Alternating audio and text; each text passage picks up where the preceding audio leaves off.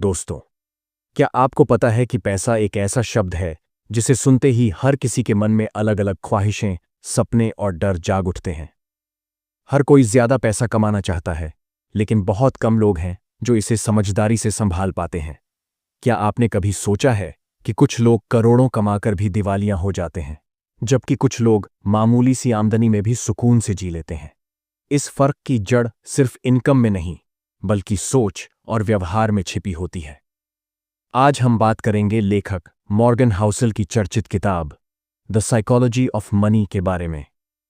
ये किताब स्टॉक्स या इन्वेस्टमेंट की तकनीकी जानकारी नहीं देती, बल्कि ये सिखाती है कि पैसे को लेकर हमारी मानसिकता, धैर्य और फैसले किस तरह हमारी आर्थिक जिंदगी को आकार देते हैं। यह वीडियो आपको इस किताब की उन 18 गहराई भरी सीखों से रूबरू कराएगा, जो न सिर्फ आपको पैसा कमाना सिखाएंगी, बल्कि उसे समझदारी से बनाए रखना भी सिखाएंगी। यह एक ऐसी यात्रा होगी जो आपकी सोच को बदलेगी और आपको एक समझदार, धैर्यवान और दूरदर्शी इंसान बनने की दिशा में आगे बढ़ाएगी। तो चलिए शुरू करते हैं द साइकोलॉजी ऑफ मनी की इस ज्ञानवर्धक यात्रा को, जहां आप जानेंगे कि पैसा कमाना एक कला है, लेकिन उसे समझना एक विज्ञान, और यह विज्ञान आपके व्यवहार में छुपा है। द साइकोलॉजी ऑफ मनी किताब का पहला अध्याय, कोई भी पागल नहीं है, नो वंस क्रेजी। क्या आपने कभी किसी को यह कहते सुना है, अरे वो आदमी कितना बेवकूफ है, उसने उस स्टॉक में पैसा लगा दिया, या क्रिप्टो में इतना पैसा लगाना पागलपन है? लेकिन मॉर्गन हाउसेल इस सोच को पूरी तरह चुनौती देते हैं।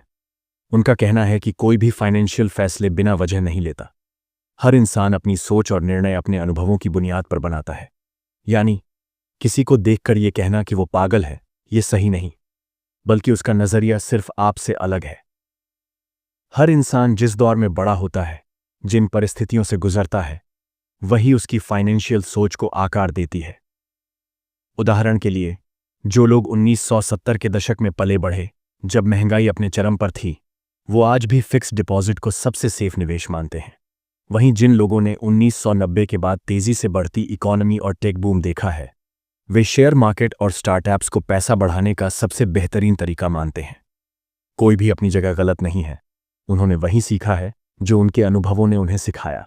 मॉर्गन कहते हैं कि फाइनेंशियल डिसीजन डेटा या गणितीय मॉडल्स पर नहीं, बल्कि इमोशंस, उम्मीदों और इंसान के पर्सनल एक्सपीरियंस पर आधारित होते हैं।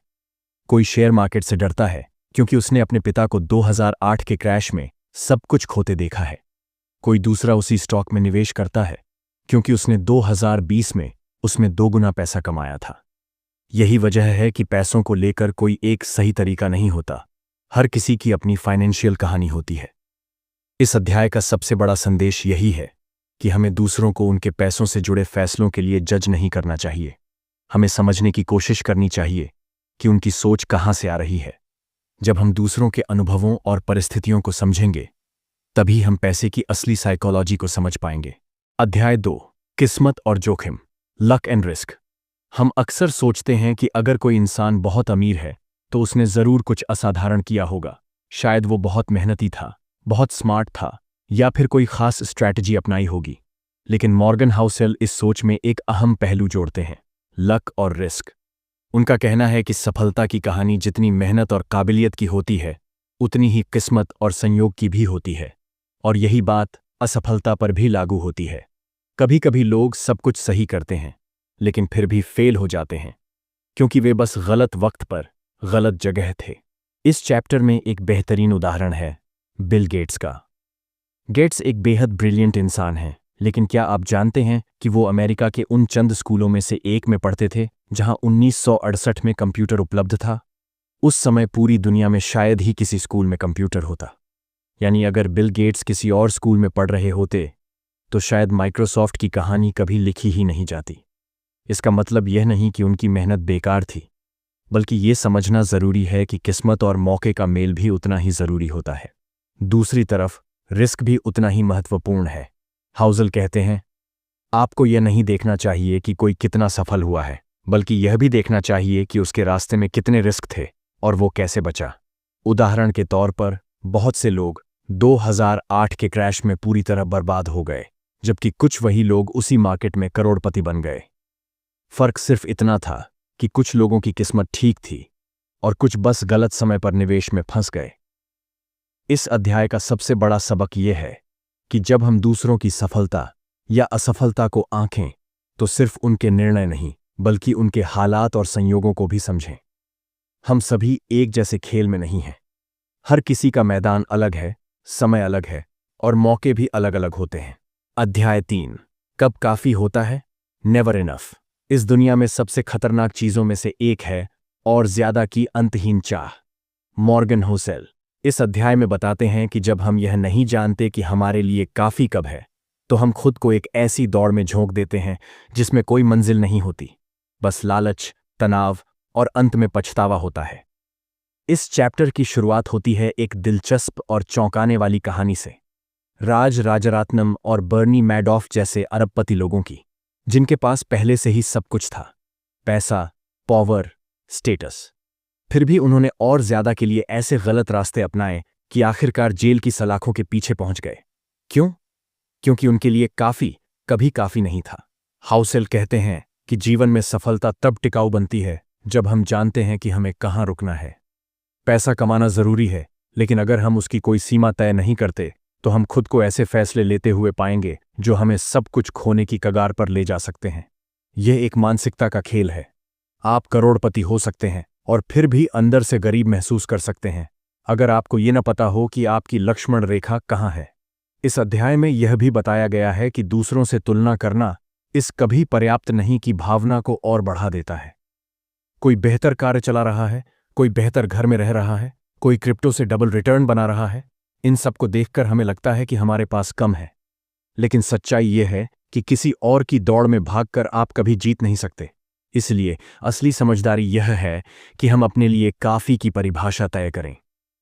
जब हम यह मानना सीख लेते हैं कि मेरे पास जो है वो बहुत है, तभी हम मन की शांति, स्थिरता और असली संतोष का अनुभव कर सकते हैं। अध्याय 4, कंपाउंडिंग का चमत्कार। कॉन्फाउंडिंग कंपाउंडिंग। जब भी हम वेल्थ या पैसे की बात करते हैं तो अक्सर लोग ये सोचते हैं कि अमीर बनने का रास्ता सीधा है, अच्छी नौकरी करो, ज्यादा सेविंग करो और सही जगह पैसा लगाओ। लेकिन मॉर्गन हाउसेल हमें बताते हैं कि असली जादू तो कंपाउंडिंग में छिपा है, और ये जादू इतना गहरा है कि बहुत से लोग इसे पूरी तरह समझ ही नहीं पाते। क्या आप जानते हैं कि वॉरेन बफेट की नेट वर्थ 80 अरब डॉलर से ज्यादा है, लेकिन उसका लगभग 90% हिस्सा उन्होंने 65 की उम्र के बाद बनाया? इसका मतलब है कि उनकी असली ताकत स्टॉक पिकिंग नहीं, बल्कि सालों साल निवेशित रहना थी। बफेट ने बचपन से निवेश शुरू किया और कभी रुके नहीं। यही लंबा समय उनके पैसे को कंपाउंड होने का भरपूर मौका देता रहा। हाउसेल इस अध्याय में समझाते हैं कि कंपाउंडिंग सिर्फ एक फाइनेंशियल फॉर्मूला नहीं है, ये एक माइंडसेट है। ज्यादातर लोग कंपाउंडिंग की ताकत को इसलिए नहीं देख पाते क्योंकि वो उसे समय नहीं देते। हम जल्दी रिजल्ट चाहते हैं, लेकिन कंपाउंडिंग धीरे धीरे काम करती है और फिर अचानक एक एक्सपोनेंशियल ग्रोथ देती है, जिसे देखकर लोग चौंक जाते हैं। इसके लिए धैर्य चाहिए, समय चाहिए और सबसे जरूरी स्थिरता चाहिए। अगर आप बार बार निवेश को छेड़ेंगे, उतार चढ़ाव से डर जाएंगे या जल्दी मुनाफा निकाल लेंगे तो कंपाउंडिंग का जादू कभी पूरी तरह सामने नहीं आएगा।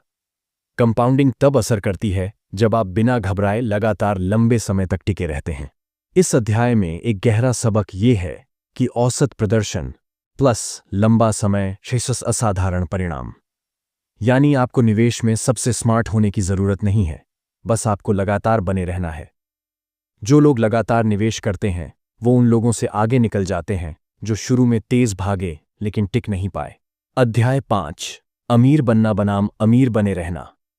Getting wealthy versus staying wealthy. अमीर बनना और अमीर बने रहना, ये दो बिल्कुल अलग खेल हैं, और मॉर्गन हाउसेल इस अध्याय में इसी महत्वपूर्ण अंतर पर रोशनी डालते हैं। वह कहते हैं कि अमीर बनने के लिए आपको साहस, आत्मविश्वास और कभी-कभी जोखिम उठाने की हिम्मत चाहिए, लेकिन अमीर बने रहने के लिए आपको बिल्कुल विपरीत गुण चाहिए: नम्रता, डर, सतर्कता और अनुशासन। बहुत से लोग जीवन में बड़ा पैसा कमाते हैं लेकिन उसे लंबे समय तक बचा नहीं पाते। क्यों? क्योंकि वो सोचते हैं कि जो रणनीति उन्हें ऊपर ले गई वही उन्हें वहां टिकाए रखेगी। लेकिन सच्चाई ये है कि पैसा कमाना और उसे बचाकर रखना दोनों में बिल्कुल अलग मानसिकता लगती है। हूसल उदाहरण देते हैं उन लोगों का जो स्टॉक मार्केट या बिजनेस से एक झटके में करोड़पति बन गए, लेकिन फिर अगली ही बड़ी गलती में सब कुछ गंवा बैठे। ज्यादा आत्मविश्वास, ओवर लीवरेज और ये मेरे साथ नहीं होगा वाली सोच, ये सभी ऐसी मानसिक गलतियां हैं जो अमीर को फिर से गरीब बना सकती हैं। इसलिए अगर आप चाहते हैं कि आप सिर्फ अमीर न बने बल्कि जीवन भर आर्थिक रूप से सुरक्षित भी रहें, तो आपको 3 चीजों को अपनाना होगा। 1. सुरक्षा की भावना, मार्जिन ऑफ सेफ्टी। 2. लंबे समय की सोच, लॉन्ग टर्म थिंकिंग। 3. और यह समझ कि भविष्य अनिश्चित है, एक्सेप्टेंस ऑफ अनसर्टेनिटी। हाउसेल का कहना है कि हमें हर समय यह मानकर चलना चाहिए कि हमें जो मिला है वो हमेशा नहीं रहेगा। यही सोच हमें गलत फैसलों से बचाती है और हमारी दौलत को लंबे समय तक टिकाए रखने में मदद करती है। अध्याय 6, टेल्स, आपकी जीत वहीं छिपी है। Tails, you win. जब हम किसी सफल व्यक्ति, स्टार्टअप या निवेशक को देखते हैं तो अक्सर हम उसके पूरे सफर को एक सीधी रेखा मान लेते हैं, जैसे हर कदम पर सफलता मिलती रही हो। लेकिन मॉर्गन हाउसल इस अध्याय में हमें एक बिल्कुल नया नजरिया देते हैं। ज्यादातर सफलता सिर्फ कुछ गिने चुने दुर्लभ मौकों से आती है, जिसे वो कहते हैं टेल इवेंट्स। इसका मतलब ये है कि आपके जीवन या करियर में 100 फैसले होंगे, लेकिन उनमें से सिर्फ 2 या 3 ही असाधारण परिणाम देंगे और वही आपका भविष्य तय करेंगे। उदाहरण के तौर पर अमेज़न जैसी कंपनी की शुरुआत एक रिस्की आइडिया से हुई थी, लेकिन उसी एक टेल इवेंट ने जेफ बेजोस को दुनिया का सबसे अमीर आदमी बना दिया। हाउसेल इसे स्टॉक मार्केट में भी समझाते हैं। बहुत से निवेशक 50 कंपनियों में पैसा लगाते हैं, लेकिन उनकी कुल कमाई का 90% सिर्फ 2 या 3 कंपनियों से आता है। बाकी कंपनियां या तो ठीक ठाक प्रदर्शन करती हैं या घाटा देती हैं, यानी असली फर्क कुछ ही निवेश करते हैं। यही टेल्स की ताकत है। अब सवाल ये उठता है कि अगर असली सफलता बस कुछ ही मौकों में छिपी है तो हमें क्या करना चाहिए?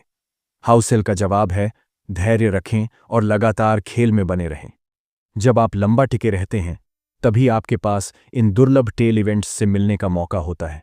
बहुत से लोग जल्दी हार मान लेते हैं क्योंकि उन्हें हर बार बड़ा रिजल्ट चाहिए होता है, लेकिन सच्चाई ये है कि असली जीत तब मिलती है जब आप लगातार कोशिश करते रहते हैं, ये जानते हुए कि 100 में से 97 बार आपको कोई बड़ी जीत नहीं मिलेगी, लेकिन उन 3 मौकों की ताकत आपकी जिंदगी बदल सकती है।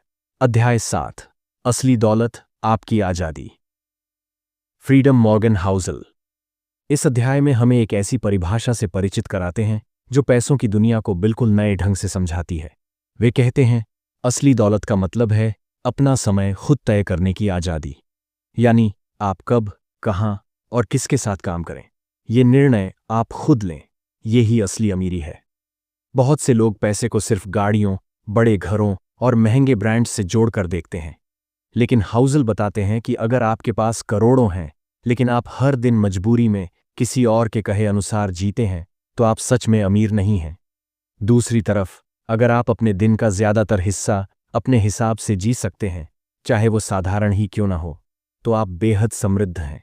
इस अध्याय में एक बेहद सशक्त विचार ये है कि आज के दौर में सबसे दुर्लभ luxury control over your time है, यानी आप अपनी लाइफ के फैसले कितनी आज़ादी से ले सकते हैं। यह आपकी असली वेल्थ को दर्शाता है। यही कारण है कि कई लोग हाई पेइंग जॉब छोड़कर अपना छोटा बिजनेस शुरू करते हैं, क्योंकि वहां उन्हें ज्यादा आत्मनिर्भरता मिलती है। हाउसल यह भी बताते हैं कि पैसों से मिलने वाली खुशी बहुत सीमित होती है, लेकिन अपनी जिंदगी पर कंट्रोल से मिलने वाली संतुष्टि गहरी और स्थायी होती है। जब आप बिना किसी दबाव के ना कह सकते हैं, तो वही असली फाइनेंशियल फ्रीडम है। और यह आज़ादी पैसे से नहीं, बल्कि आपके सोचने के तरीके, जीवन शैली और निर्णय लेने की क्षमता से आती है। अगर असली अमीरी समय और स्वतंत्रता है, तो क्या हम पैसे कमाने की दौड़ में वो सब कुछ खो रहे हैं जो वाकई मायने रखता है? क्या हमें दौलत कमाने की बजाय जिंदगी को जीने पर ज्यादा ध्यान देना चाहिए? इसका उत्तर मिलेगा अगले अध्याय में। Man in the car paradox, दिखावे की दौलत बनाम असली इज्जत। अध्याय 8, कार में बैठा इंसान, एक भ्रम। Man in the car paradox. Morgan Housel इस अध्याय में एक ऐसी सच्चाई से पर्दा उठाते हैं जिसे हम अक्सर नजरअंदाज कर देते हैं। हम दिखावे के लिए जो चीजें खरीदते हैं वो असल में दूसरों को उतनी प्रभावित नहीं करती जितना हम सोचते हैं। उन्होंने एक मजेदार उदाहरण से शुरुआत की। जब आप किसी महंगी गाड़ी में किसी को देखते हैं तो आप सोचते हैं, वाह क्या गाड़ी है। लेकिन क्या आप उस गाड़ी में बैठे इंसान को याद रखते हैं? शायद नहीं, क्योंकि हमारा ध्यान गाड़ी पर जाता है, इंसान पर नहीं। यानी जिस स्टेटस को दिखाने के लिए वो इंसान वो चीज़ खरीदता है, वो उसे असल में मिलता ही नहीं। इसे ही हाउसल कहते हैं, the man in the car paradox. हम सोचते हैं कि अगर हम आलीशान चीज़ें खरीदेंगे तो लोग हमें ज़्यादा इज्जत देंगे, लेकिन सच्चाई ये है कि लोग उन चीज़ों से प्रभावित होते हैं, हमसे नहीं। और यह बात हमें एक दौड़ में डाल देती है। हम बार बार महंगी चीज़ें खरीदते हैं ताकि दूसरों को प्रभावित कर सकें, लेकिन अंत में सिर्फ खुद को थका देते हैं। इस अध्याय का सबसे बड़ा सबक है, सच्ची इज्जत तब मिलती है जब आप विनम्र, भरोसेमंद और काबिल होते हैं, नॉट जब आप ब्रांडेड घड़ी या लग्जरी कार चलाते हैं।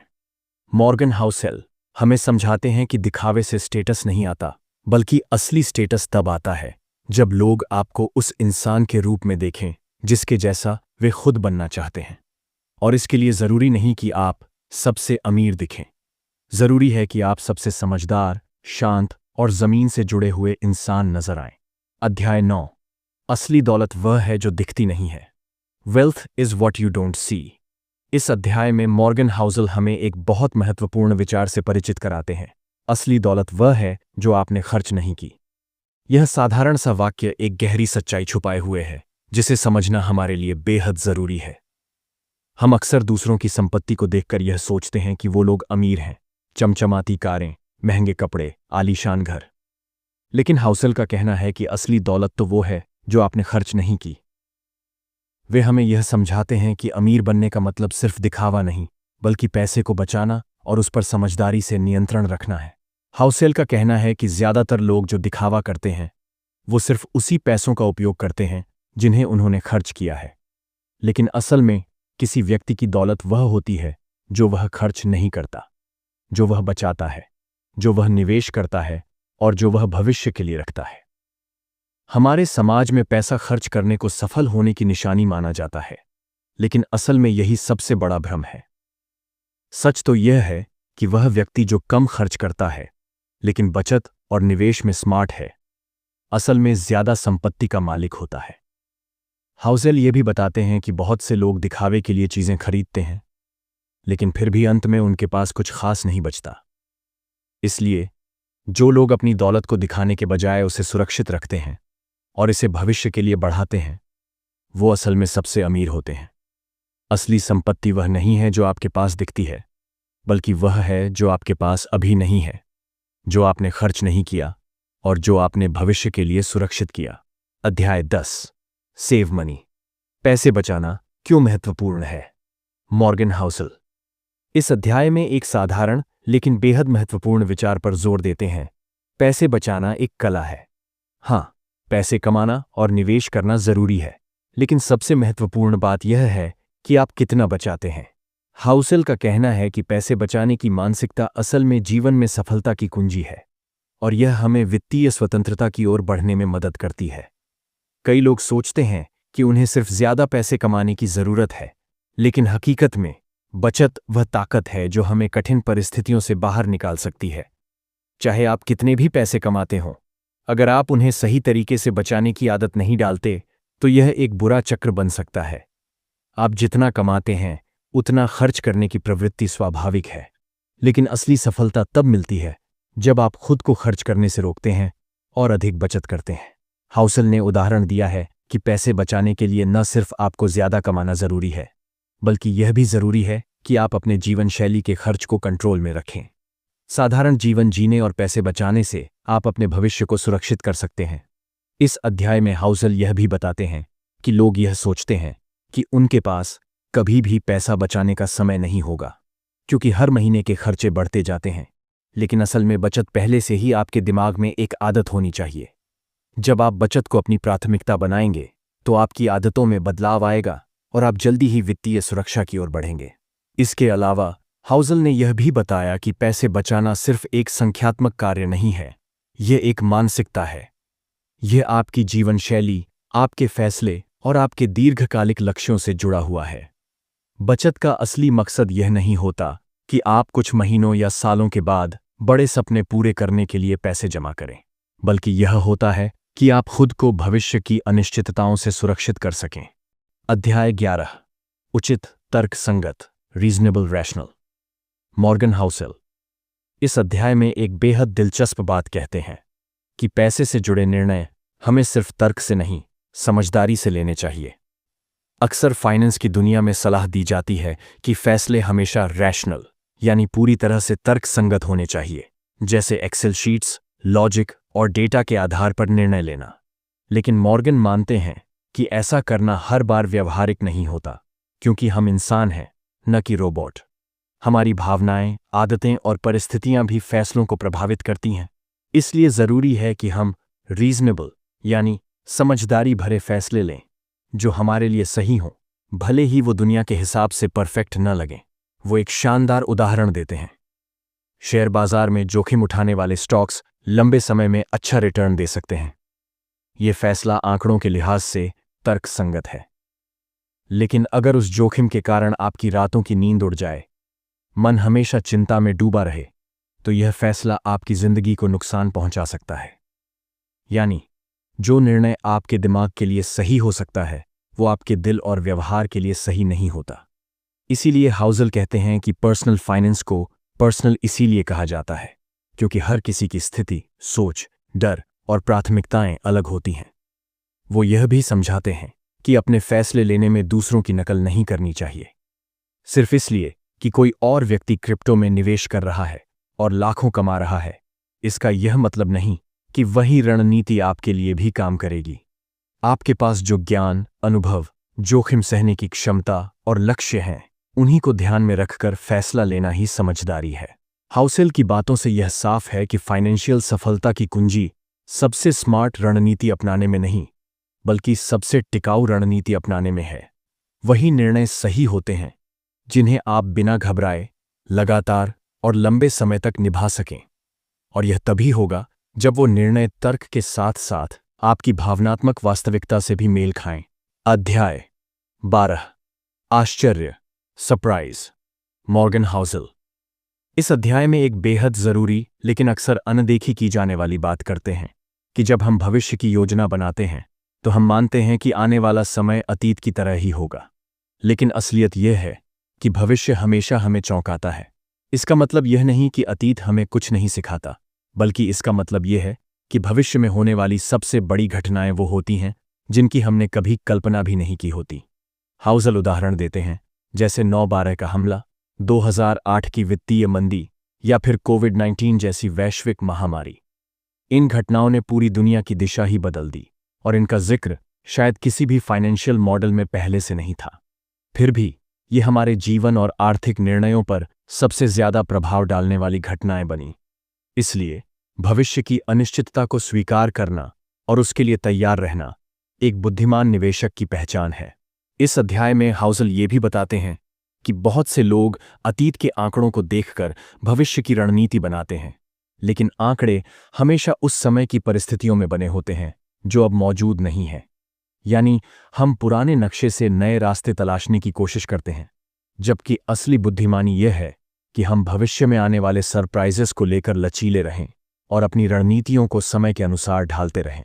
एक और गहरी बात जो मॉर्गन बताते हैं वो ये है कि हमें यह मानकर चलना चाहिए कि जो हम नहीं जानते वही हमारे लिए सबसे ज्यादा महत्वपूर्ण हो सकता है। इसलिए जब भी आप पैसे से जुड़े निर्णय लें तो यह मानकर चलिए कि चीजें आपकी योजना से अलग भी हो सकती हैं। यही सोच आपको सुरक्षित भी रखेगी और मानसिक रूप से तैयार भी। अध्याय 13। गलती की गुंजाइश जरूरी है, room for error, Morgan Housel इस अध्याय की शुरुआत एक बेहद महत्वपूर्ण विचार से करते हैं कि हर फाइनेंशियल प्लान में रूम फॉर एरर यानी गलती की गुंजाइश होनी चाहिए। इसका मतलब यह है कि हम चाहे कितनी भी सावधानी से योजना बना लें, भविष्य की अनिश्चितताओं को कभी पूरी तरह नहीं समझ सकते। इसलिए जरूरी है कि हम अपने निर्णयों में थोड़ी अतिरिक्त जगह छोड़ें, ताकि अगर चीजें हमारी उम्मीद के मुताबिक न भी चलें तो भी हम टिके रह सकें। हाउसेल यह कहते हैं कि लोग अक्सर सोचते हैं कि वे भविष्य को सटीकता से जान सकते हैं और इसी भ्रम में वे अपनी योजनाएं बहुत ही टाइट और बिना लचीलापन वाली बना लेते हैं। लेकिन असली समझदारी यह है कि आप मानकर चलें कि आप कभी कभी गलत भी हो सकते हैं। इस गलती की गुंजाइश को अगर आप अपनी प्लानिंग में शामिल करते हैं तो जब हालात बिगड़ते हैं, जैसे नौकरी जाना, बीमारी, मंदी, तो आप मानसिक रूप से टूटते नहीं बल्कि संभले रहते हैं।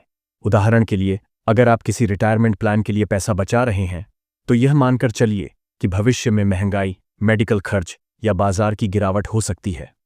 अगर आपने उन संभावनाओं को पहले से ध्यान में रखा है तो आप एक मजबूत, लचीला और टिकाऊ फाइनेंशियल सिस्टम तैयार कर सकते हैं।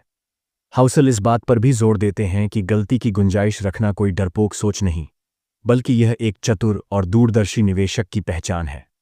यह सोच हमें विनम्र भी बनाती है, क्योंकि हम मानते हैं कि हम सब कुछ नहीं जानते, और यही विनम्रता हमें लंबे समय तक खेल में बनाए रखती है। अध्याय 14, यूल चेंज। आप बदलेंगे और आपके वित्तीय लक्ष्य भी। इस अध्याय में मॉर्गन हाउसल हमें एक ऐसी सच्चाई से रूबरू कराते हैं जिसे अधिकतर लोग अनदेखा कर देते हैं, कि समय के साथ हम खुद बदलते हैं और इसलिए हमारे फाइनेंशियल लक्ष्य भी बदलना स्वाभाविक है। इस अध्याय की शुरुआत हाउसल एक बहुत ही साधारण लेकिन शक्तिशाली विचार से करते हैं कि आप जो आज चाहते हैं जरूरी नहीं कि वही आप 10 या 20 साल बाद भी चाहेंगे। लेकिन फिर भी हम जीवन के बहुत बड़े फैसले जैसे करियर, निवेश, शादी या रिटायरमेंट लंबे समय के लिए आज के नजरिए से ही ले लेते हैं। हम मान लेते हैं कि हमारी आज की प्राथमिकताएं स्थायी रहेंगी, लेकिन सच ये है कि हम समय के साथ बदलते हैं, हमारी सोच, इच्छाएं, जरूरतें और नजरिया भी। मॉर्गन इसे एंड ऑफ हिस्ट्री इल्यूजन कहते हैं, एक ऐसी मनोवैज्ञानिक प्रवृत्ति जिसमें हम मानते हैं कि हम अब जिस इंसान में बदल चुके हैं वही हमारी फाइनल वर्जन है, लेकिन भविष्य में भी हम उतना ही बदलेंगे जितना हम अतीत में बदल चुके हैं। इसलिए अगर हम आज के नजरिए से अपनी पूरी जिंदगी के वित्तीय फैसले तय कर लें तो बाद में पछतावा होना तय है। इसलिए हाउसल का सुझाव है कि लंबी अवधि के फाइनेंशियल लक्ष्यों को बहुत ज्यादा कठोर या स्थायी मत मानिए, उनमें बदलाव की गुंजाइश रखें, लचीलापन रखिए, क्योंकि जो चीज आज आपको सही लग रही है वो कल आपको बंधन भी लग सकती है। उदाहरण के तौर पर, आज आप 45 की उम्र में रिटायर होना चाहते हैं, लेकिन 10 साल बाद हो सकता है कि आप काम करने में ही आनंद महसूस करें। या आज आप शेयर बाजार में जोखिम उठाने को तैयार हों, लेकिन 20 साल बाद वही जोखिम आपको असहज करने लगे। इसी वजह से जरूरी है कि आप अपने प्लान्स को समय समय पर रिव्यू करें और बदलते समय के हिसाब से ढालें। हाउसल यह भी बताते हैं कि आपके द्वारा लिए गए कुछ वित्तीय फैसले अगर बाद में गलत साबित होते हैं तो इसका मतलब यह नहीं कि आप मूर्ख थे। इसका अर्थ बस इतना है कि आपने समय के हिसाब से बदलाव किया, और यह बुद्धिमानी की निशानी है, कमजोरी की नहीं। अध्याय 15, नथिंग्स फ्री। कुछ भी मुफ्त नहीं होता। मॉर्गन हाउसल इस अध्याय में एक बहुत ही महत्वपूर्ण बात बताते हैं कि जब भी हम किसी चीज से अच्छा लाभ कमाते हैं तो उसका कोई हिडन कॉस्ट जरूर होता है। यह लागत हमेशा पैसे के रूप में नहीं होती, यह मानसिक तनाव, समय, धैर्य, डर या उतार चढ़ाव के रूप में भी हो सकती है। लेकिन दुर्भाग्यवश हम इन छिपी हुई कीमतों को नजरअंदाज कर देते हैं और सोचते हैं कि हम कुछ मुफ्त में हासिल कर रहे हैं। हाउसल शेयर बाजार का उदाहरण देते हुए कहते हैं, लंबे समय तक शेयरों में निवेश करने से अच्छी कमाई हो सकती है, यह बात तो सभी जानते हैं, लेकिन इस लाभ की कीमत है अस्थिरता, वॉलेटिलिटी। बाजार ऊपर नीचे होगा, डर लगेगा, कभी कभी बड़ा घाटा भी हो सकता है, और अगर आप इस कीमत को चुकाने को तैयार नहीं हैं तो आपको उस रिटर्न की उम्मीद भी नहीं करनी चाहिए। अध्याय 16, यू एंड मी। आप और मैं, सबकी सोच और सफर अलग है। इस अध्याय में मॉर्गन हाउसल एक बहुत ही जरूरी बात को सामने रखते हैं कि हम सब पैसे के बारे में अलग अलग सोचते हैं, क्योंकि हमारी जिंदगी, अनुभव और प्राथमिकताएं एक दूसरे से बिल्कुल अलग होती हैं। हाउसल बताते हैं कि जब हम किसी और के निवेश फैसले को देखकर खुद का निर्णय लेते हैं, जैसे कि कोई क्या खरीद रहा है, कहाँ निवेश कर रहा है या क्या बेच रहा है, तो हम ये भूल जाते हैं कि वो व्यक्ति शायद हमारी तरह नहीं सोचता, न ही उसकी जरूरतें हम जैसी हैं। किसी युवा निवेशक की रणनीति और एक रिटायरमेंट के करीब पहुंच रहे व्यक्ति की रणनीति में फर्क होना स्वाभाविक है। एक ट्रेडर जो दिन में कई बार सौदे करता है, वह किसी लंबी अवधि के निवेशक से अलग सोचता है। लेकिन जब हम दूसरों की नकल करते हैं तो हम अनजाने में किसी और की कहानी को अपनी किताब में फिट करने की कोशिश करते हैं, और यही सबसे बड़ी गलती बन सकती है। इस अध्याय में हाउसल यह भी कहते हैं कि मार्केट में बहुत से फैसले सूचना पर नहीं बल्कि प्रेरणा पर आधारित होते हैं। उदाहरण के लिए, कोई शेयर बेच रहा है क्योंकि उसे पैसों की जरूरत है, न कि इसलिए कि उसे लगता है वह कंपनी खराब है। लेकिन अगर आप उस व्यक्ति को देखकर भी वही शेयर बेच देते हैं, तो आपने निर्णय एक गलत आधार पर लिया। इसलिए हमें यह समझने की जरूरत है कि हर किसी की सोच उसके जीवन के अनुभवों से बनी होती है। जो इंसान मंदी के दौर में बड़ा हुआ है, वो शायद हमेशा सतर्क रहेगा। वहीं जिसने टेक बूम देखा है, वो जोखिम उठाने को तैयार होगा। इसीलिए अपने निवेश फैसलों में दूसरों की रणनीति से ज्यादा खुद की वास्तविकता, जरूरतें और लक्ष्य को प्राथमिकता देना ही समझदारी है। इस अध्याय का सार यही है: पैसे के खेल में आप अकेले खिलाड़ी नहीं हैं, लेकिन आपका खेल सबसे अलग है। इसलिए जब आप पैसे से जुड़े निर्णय लें, तो यह याद रखें, आप और मैं एक जैसे नहीं हैं, तो फैसले भी एक जैसे क्यों हों। अध्याय 17, द सेडक्शन ऑफ पेसिमिज्म, नकारात्मकता का आकर्षण। इस अध्याय में मॉर्गन हाउसेल हमें यह समझाते हैं कि नकारात्मक बातें यानी बुरी खबरें हमें ज्यादा सच्ची और भरोसेमंद क्यों लगती हैं, जबकि सकारात्मक खबरों को हम अक्सर अनदेखा या अविश्वसनीय मान लेते हैं। हाउसेल बताते हैं कि इंसानी दिमाग स्वाभाविक रूप से नकारात्मकता की ओर ज्यादा आकर्षित होता है। जब हम सुनते हैं कि मार्केट क्रैश हो जाएगा, मंदी आ रही है, बैंकों का हाल बुरा है, तो ये बातें तुरंत हमारा ध्यान खींचती हैं, क्योंकि खतरे से बचने की प्रवृत्ति हमारे दिमाग में गहराई से बसी हुई है। ये हमारी सर्वाइवल इंस्टिंक्ट का हिस्सा है। इसलिए अगर कोई कहता है कि सब अच्छा होगा, तो हम सोचते हैं शायद ये बहुत आशावादी है। लेकिन अगर कोई चेतावनी देता है सब बिगड़ने वाला है, तो हम उसे ज्यादा गंभीरता से लेते हैं। यही वजह है कि नकारात्मक भविष्यवाणियों को मीडिया में, सोशल मीडिया पर या फाइनेंशियल दुनिया में सबसे ज्यादा तवज्जो मिलती है। हाउसेल कहते हैं कि नकारात्मक सोच लोगों को बुद्धिमान दिखाती है। जब कोई कहता है कि कोई चीज खराब हो सकती है, तो वो अधिक जागरूक या गंभीर व्यक्ति के रूप में देखा जाता है। लेकिन जब कोई कहता है कि सब ठीक है, तो उसे अक्सर भोला या अति आशावादी समझ लिया जाता है। यह भी समझना जरूरी है कि दुनिया में तरक्की की गति धीमी होती है, लेकिन समस्याएं अक्सर तेज और अचानक आती हैं। इसलिए सकारात्मक बदलाव नजर नहीं आते, लेकिन नकारात्मक घटनाएं तुरंत दिखती हैं। यही कारण है कि लोग बुरी खबरों को जल्दी और गहराई से महसूस करते हैं। इस अध्याय का सार है: नकारात्मकता से डरना स्वाभाविक है, लेकिन उससे बह जाना बुद्धिमानी नहीं है। अगर आप हर बार डर के चलते निवेश से दूर भागेंगे या फैसले टालते रहेंगे, तो आप संभावनाओं से खुद को दूर कर रहे हैं। समझदारी यह है कि आप खतरे को पहचानें, लेकिन उससे डरकर जीवन ठप न करें। अध्याय 18, जब हम वो सब मानने लगते हैं जो हमें अच्छा महसूस कराए, When you'll believe anything। इस अंतिम अध्याय में मॉर्गन हाउसेल हमें एक गहरी और इंसानी प्रवृत्ति से जुड़ी बात समझाते हैं कि हम सच को नहीं, बल्कि वही बातें ज्यादा मानते हैं जो हमें अच्छा महसूस कराती हैं। हाउसेल कहते हैं कि वित्तीय दुनिया में निर्णय हमेशा तर्क पर आधारित नहीं होते। हम खुद को तर्कशील मानते हैं, लेकिन हकीकत में हमारे फैसलों पर भावनाएं, डर, लालच और उम्मीदों का गहरा असर होता है। जब हमें कोई बात हमारे मौजूदा विश्वासों से मेल खाती हुई मिलती है, जैसे कि सोना सबसे सुरक्षित है या रियल एस्टेट कभी नुकसान नहीं देगा, तो हम बिना सवाल किए उस पर भरोसा कर लेते हैं, क्योंकि वो हमें मानसिक शांति देती है। इस प्रवृत्ति को comforting lies versus uncomfortable truths के रूप में समझा जा सकता है। हम अक्सर ऐसी बातों पर भरोसा करना चाहते हैं जो हमें डर से बचाएं, जो हमारी उम्मीदों को सहारा दें, भले ही वो पूरी तरह सही ना हो। लेकिन जो बातें हमें असहज या चिंतित करती हैं, भले ही वो सच हों, हम उन्हें नजरअंदाज कर देते हैं।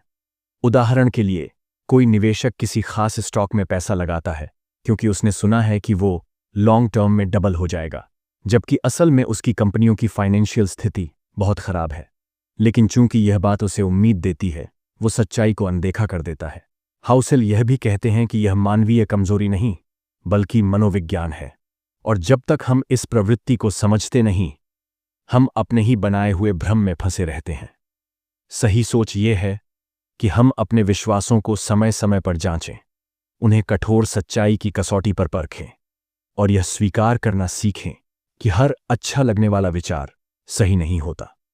इस अध्याय का अंतिम और सबसे महत्वपूर्ण संदेश है: सिर्फ उन बातों पर भरोसा करें जो सच हों, न कि उन पर जो सुनने में अच्छा लगे।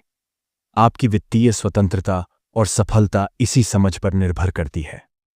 अब इस संपूर्ण पुस्तक को एक सवाल के साथ समापन दें। क्या आपने अपनी फाइनेंशियल यात्रा में कभी उन बातों पर भरोसा किया जो बस आपको अच्छा महसूस कराती थीं? और क्या अब समय आ गया है कि आप सच्चाई के साथ फैसले लेने की हिम्मत जुटाएं, भले ही वो थोड़े असहज क्यों ना हों? तो दोस्तों, ये थी द साइकोलॉजी ऑफ मनी कि वो अनमोल सीखें जो न केवल पैसे को समझने का नजरिया बदलती है, बल्कि जीवन और सोच को भी एक नया दृष्टिकोण देती है। अब आप जान चुके हैं कि पैसा कमाना सिर्फ कमाई पर नहीं, आपकी सोच, धैर्य, आदतों और फैसलों पर भी निर्भर करता है। पैसा एक गणित नहीं, एक मानसिक खेल है, और इस खेल में जीतता वही है जो अपने व्यवहार को समझता है। अब सवाल ये है, क्या आप आज से अपने फैसलों में तर्क के साथ साथ मनोविज्ञान को भी जगह देंगे? क्या आप अपने पैसों से जुड़ी सोच को एक नई दिशा देने को तैयार हैं? अगर हां, तो आप पहले से कहीं बेहतर निवेशक, कमाई करने वाले और जिम्मेदार इंसान बनने की ओर एक कदम आगे बढ़ चुके हैं। अगर आपको ये वीडियो पसंद आया तो लाइक जरूर करें, कमेंट में बताएं कि आपको सबसे ज्यादा कौन सी सीख प्रेरणादायक लगी, और ऐसे ही शानदार बुक समरीज के लिए चैनल को सब्सक्राइब करना न भूलें।